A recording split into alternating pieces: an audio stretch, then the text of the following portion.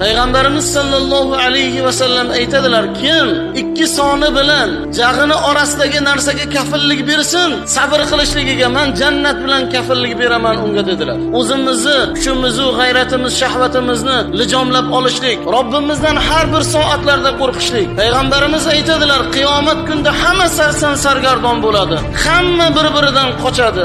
Mehribon bo'lgan, o'zini ko'krak sutini bergan onalar ham qochadi. Bitta toifa kishi xotirjam, maza qilib, Alloh taoloning arshi uni ustiga soyabon bo'lib turadi. Kim? Sabr qilgan banda. Qanday sabr qilgan? Bir chiroyli, mansabdor, go'zal, kelishgan ayol nopok o'zining niyatiga buzuqlikka chaqirsa, halgi erkak aytsaki, Allohdan qo'rqaman deb, ana bu joyda nafsini lijomlab, sabr degan Parvardigorning ajriga, mukofotiga agar xaridor bo'ladigan bo'lsa, Payg'ambar alayhisalom aytdilar, unday yigitlarga ustilarida arshning soyasi muborak bo'lsin dedilar.